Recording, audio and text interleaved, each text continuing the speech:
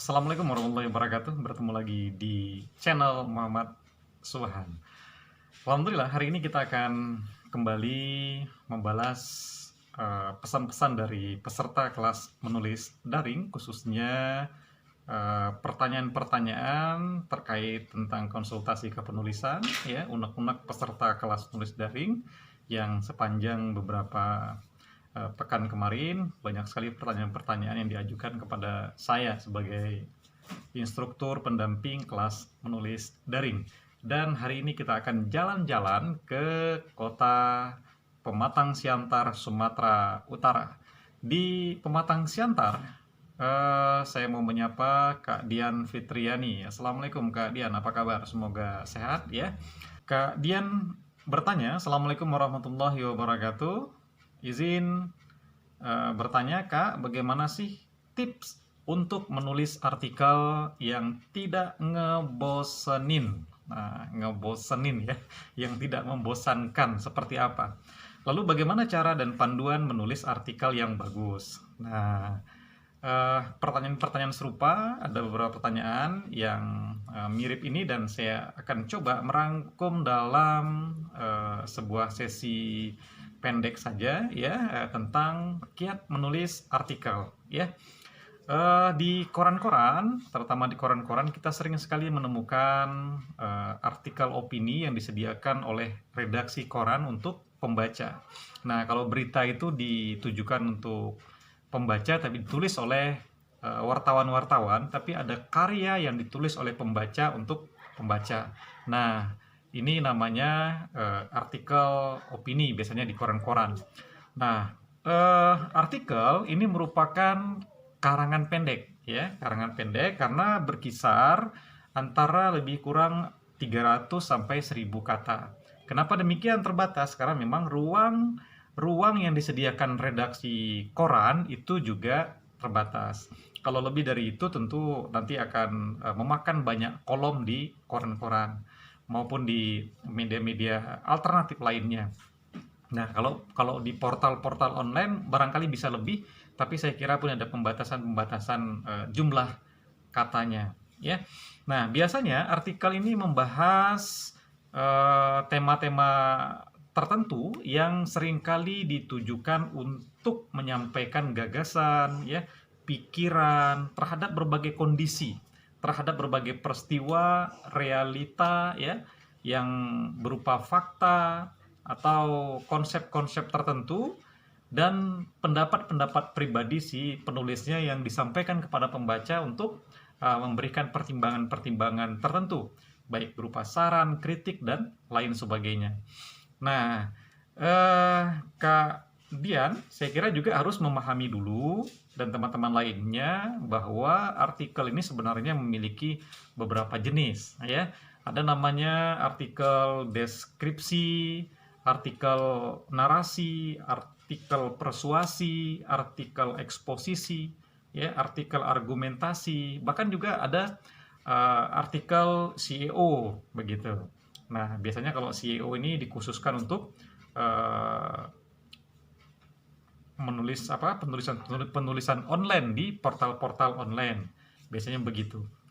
Nah, tapi saya akan coba membahas tentang artikel deskripsi, barangkali ya, deskripsi, narasi, eksposisi, argumentasi, persuasi, dan beberapa kiat penulisannya sehingga bisa memberikan gambaran yang sederhana bagaimana kiat mudah menulis artikel, ya. Nah, yang tentu dipahami dulu definisinya, ya. Artikel deskripsi ini, isi artikel itu biasanya menggambarkan suatu fakta, keadaan terkait tentang kejadian peristiwa-peristiwa tertentu. Nah, ini semacam bentuk reportase juga. Nah, dalam artikel deskripsi ini, si penulis dia hanya menggambarkan saja. Nah, menggambarkan apa yang terjadi, ya, kalau bisa tidak dominan opini, tidak dominan pendapat dia berada di artikel itu, melainkan lebih banyak memberikan gambaran-gambaran dari sebuah fakta dan peristiwa yang dia lihat dalam artikelnya itu. Nah, yang kedua ada artikel narasi. artikel ini biasanya ditulis untuk menceritakan sebuah keadaan atau situasi yang sedang terjadi kekinian. Nah, biasanya kalau artikel narasi ini agak-agak mirip dengan tulisan-tulisan fiksi ya, seperti novel cerpen. Di situ ada alurnya, ada penokohannya, ya bahkan ada klimaks sampai endingnya. Tapi ini bukan karya fiksi, tapi dia berupa non fiksi, artikel tapi teknik penulisannya agak-agak mirip seperti itu. Nah, bisa saja artikel ini menarasikan tentang ketokohan seseorang dari awal dia berkarir sampai dia meraih puncak kesuksesan tertentu. Nah, kira-kira begitu. Kemudian ada artikel eksposisi namanya. Nah, artikel eksposisi ini adalah sebuah artikel yang isinya menguraikan suatu topik. Kalau tadi ada menggambarkan, menceritakan, ini sekarang menguraikan. Ya, biasanya yang diuraikan itu terkait tentang definisi-definisi tertentu, ya, fungsi, bagian, kegunaan, konsep tertentu, dan ini cenderung berupa artikel yang memuat panduan-panduan seperti artikel how to, ya, misalnya cara berkebun tomat, cara memasak rendang, cara menjahit yang mudah, ya, cara membuat cerpen yang enak dibaca dan lain sebagainya. Nah, itu artikel eksposisi how to biasanya. Nah, kemudian juga ada artikel argumentasi. Nah, argumen, ya, pendapat, ya. Nah, ini artikel yang berisi pendapat pribadi si penulis ketika dia melihat satu objek peristiwa. Nah, baik tentang pribadinya maupun secara kelembagaan organisasi dia mau berbicara lewat artikelnya, dan cenderung tidak hanya berpendapat tapi juga kadang-kadang dia bisa memberikan kritikan-kritikan tertentu terkait sebuah peristiwa, keadaan ataupun kebijakan-kebijakan yang dilakukan oleh pemerintah dan lain sebagainya. Nah, ini banyak sekali artikel-artikel argumentasi ini ditulis oleh penulis-penulis artikel di berbagai media massa. Nah, misalnya saja kalau kondisi kekinian, ya, tentang wabah pandemi ini, ya, dia mungkin akan menulis sebuah artikel tentang solusi belajar daring di masa pandemi dan lain sebagainya, dan memberikan solusi dari fenomena yang sedang terjadi itu. Nah, ada juga namanya artikel persuasi. Nah, apa itu artikel persuasi? Kira-kira isinya tentang motivasi-motivasi, ajakan-ajakan yang ditujukan kepada pembaca agar pembaca melakukan sesuatu, mengikuti sesuatu, ya, atau bahkan meninggalkan sesuatu. Nah, dari apa yang ia paparkan itu.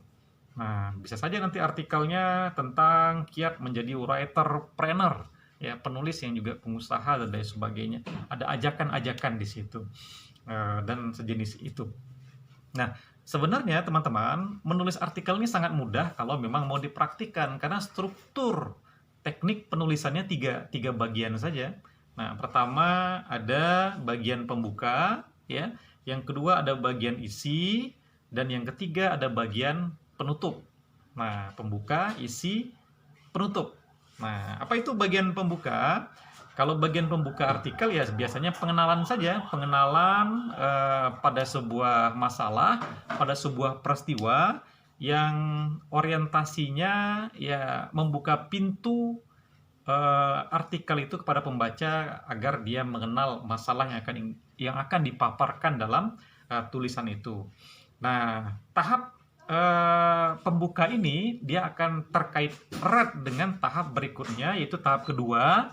Tahap kedua adalah isi, ya, bagian isi yang nanti akan lebih banyak porsinya dibahas terkait tema-tema atau problem masalah tertentu di dalam artikel itu.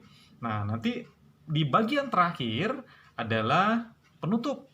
Nah, di bagian penutup ini biasanya, ya, secara umum saja menyimpulkan sebuah peristiwa apa yang sudah dipaparkan di bagian isi dan sedikit di bagian pembuka tadi, begitu. Kalau kira-kira porsi persennya bagian pembuka ya 10%, bagian isi 80% ya, atau 70%, sisanya bagian penutup. Nah, yang simpulan terkait tentang peristiwa-peristiwa yang kita bahas dalam artikel kita tadi itu. Nah, sederhana saja ya sebenarnya.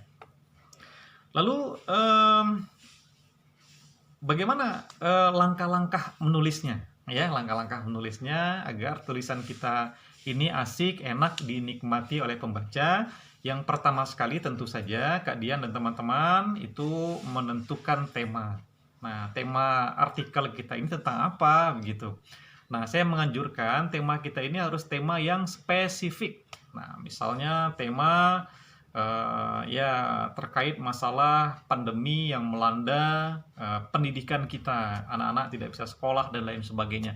Spesifiknya apa? Nah, misalnya ya tadi solusi belajar menulis daring, nah, atau hal-hal lainnya yang lebih spesifik sehingga kajian dalam artikel kita tidak melebar luas nanti ya. Nah, semakin spesifik tentu saja nanti tulisan kita, artikel Kak Dian tadi dan teman-teman ini akan semakin fokus pada masalah dan tentu saja pembaca akan menemukan sesuatu yang bermanfaat di dalamnya karena ada hal yang diperlukan di sana begitu. Nah, yang kedua tentu saja harus ditetapkan juga tujuan penulisan artikelnya itu untuk apa ya. Ya penulis harus paham ya menulis tujuan itu untuk apa, untuk siapa ya, dan targetnya siapa ya. Kalau bisa memang tujuan penulisan untuk khalayak tertentu terkait dengan topik-topik tema yang dibahas tadi begitu. Nah, kemudian yang ketiga, sebelum menulis artikel sebaiknya memang merumuskan ide ya, merumuskan ide pokok atau merumuskan masalah yang bisa saja nanti itu dituliskan dalam beberapa bentuk pertanyaan-pertanyaan ya. Nah, misalnya tadi topiknya mengenai masalah pendidikan di masa pandemi ini akan muncul banyak pertanyaan-pertanyaan ya, kenapa tidak bisa sekolah ya, sampai kapan ini terjadi, nah bagaimana solusi belajarnya kalau daring melalui media apa saja, apakah melalui Zoom, melalui Google Meet ya, WhatsApp grup dan lain sebagainya. Pertanyaan-pertanyaan itu akan mengarahkan kita sebagai penulis untuk nanti bisa masuk ke ranah yang lebih spesifik terkait kajian artikel kita. Nah, nanti dari rumusan ide pokok dan masalah tadi ini nanti bisa dikembangkan ya, tema ini akan bisa kita kembangkan lebih luas ke pembahasan isinya sesuai dengan jenis-jenis artikel yang sudah dijelaskan di awal tadi begitu ya. Nah, nanti tentu saja di bagian akhir setelah dikupas tuntas dalam isi, buatlah kesimpulan yang menarik, sederhana ya, tidak lagi mengulang-ulang apa yang sudah ditulis di bagian isi ya.